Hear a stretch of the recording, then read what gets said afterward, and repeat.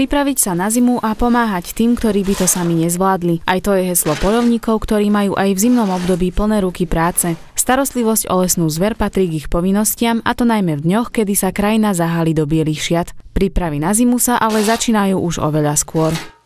V lete chystáme zber sena, ktorý sa začína niekedy v júni. Seno sa ukladá do centrálneho krmelca a potom sa dáva takisto aj do jednotlivých krmníkov revíry. Poľovníci zo združenia Osečná sa na svojej základni stretávajú takmer pravidelne. V osade Hlboké si rozdeľujú úlohy a chystajú krmivo, aby ho mohli poroznášať po okolí. Aj tento raz si pre zver pripravili samé dobroty. Cieľom stretnutí poľovníkov je spravidla raz týždenne navštíviť krmelce v revíri a doplniť zásoby pre skrehnuté zvieratá.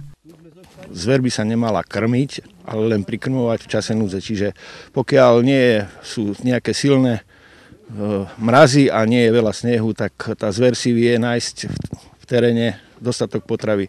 Ale pokiaľ príde takýto čas, ako je povedzme teraz, že je vrstva snehu, ťažko sa jej vyhrabáva nejaká potrava, tak je tu treba prikrmovať tak, aby ostala v dobrej kondícii, pretože teraz sú vlastne lane kotné a na jar, keď dostanú dostatok potravy, tak sú iné prírastky, ale aj iný zdravotný stav tých mladých narodených.